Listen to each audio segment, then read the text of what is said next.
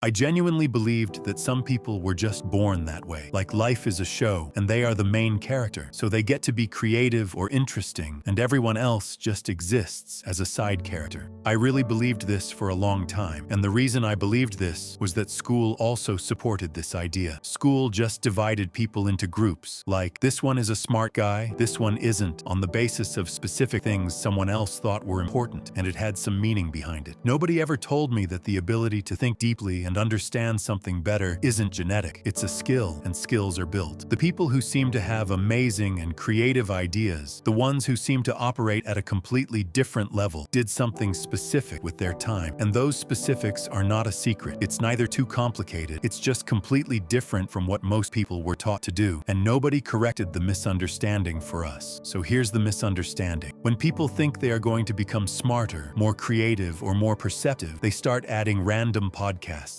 random videos about ideas, and random people's opinions. And all this comes with a feeling, the feeling of growth, of learning. But in reality, you're not actually learning anything. You are just consuming another person's opinion and feeling like it's yours, but it isn't. I did this. I was there for a long time. I could sound informed in conversations. I could tell a summary of a book after listening to it. It felt like learning. It created the appearance of learning without the actual essence. The real learning lies in your ability to understand something, to sit with an idea long enough to argue with it, form opinions about it, connect it to what you already know, and test it against your existing experience. The ideas you've genuinely wrestled with become a part of your thinking permanently. The ideas that just pass through you leave nothing behind. One more mistake people make is that they read books trying to memorize the author's words instead of trying to understand the meaning behind them. But the thing is, reading without understanding is just expensive entertainment. Mortimer Adler wrote, "Reading a book should be a conversation between you and the author. Presumably, he knows more about the subject than you do." And what he was pointing at was that the goal isn't to repeat or memorize someone else's conclusions or interpretations. The goal is to hold a conversation and actively argue with the author. Think of it like this. Reading isn't an act of collecting opinions. It's an act of thinking. But forming your own interpretation doesn't automatically mean agreeing or disagreeing with the author. Sometimes the deepest understanding concludes that the author was largely right, but you got there through your own reasoning instead of mere acceptance. The other thing I got wrong for a long time was thinking that the greatest minds who ever lived were just specialists in their own fields. But most successful people were curious about everything in a way that had nothing to do with whether it was useful, relevant, or appropriate for someone of their stature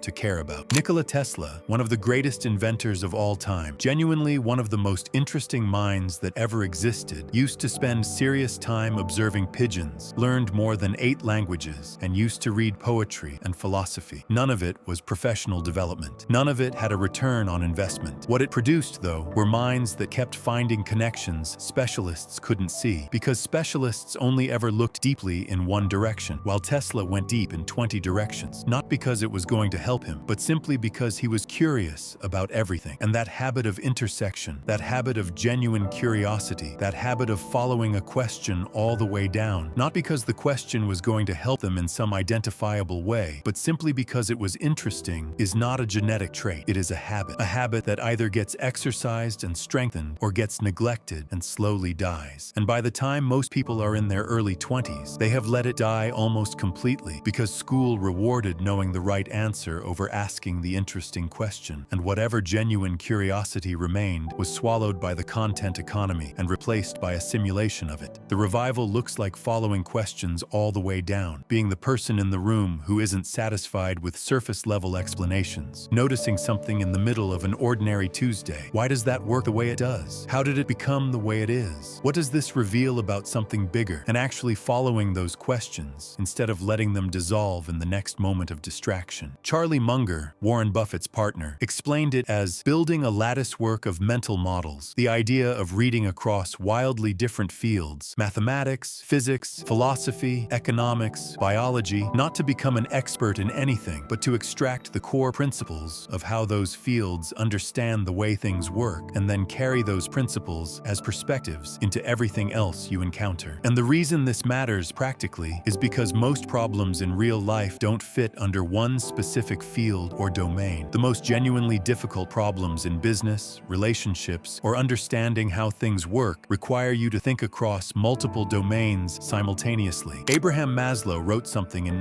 1966 that I keep coming back to. He said, "To a man with only a hammer, every problem looks like a nail." And what he was pointing at is that the person who knows only one thing sees every problem in one way, and that's all they have. The person who knows 10 things looks at the same problem and sees 10 different things, and has to do the harder and more interesting work of figuring out which combination of those perspectives explains what's going on. This is why someone who has read seriously across multiple domains starts to seem unfairly perceptive and creative to people who haven't. It is not intelligence in the raw sense. It is the gathered effect of having a richer, more densely connected map of understanding how things work, built slowly over years of genuine curious engagement with the world. One thing I wish someone had told me earlier is that your brain is the only thing that appreciates in value indefinitely. Everything else has a limit. Skills become outdated, money can disappear, but the quality of your thinking, the depth of your understanding, the richness of your mental models keep compounding over time. One thing I want all of you to do is maintain a thinking document, a notebook in which you write down what you're learning, your thoughts, your agreements, your disagreements, and your questions, updated regularly. The knowledge you have read is borrowed. The knowledge you have wrestled with, written about, and argued with is what becomes yours. Years from now, your life will be the result of the books you read, the ideas you explored, and the questions you refused to stop asking. It's not complicated. It just requires choosing it consistently over the easier thing long enough that it stops being a choice and becomes the way you live. That's all there ever was.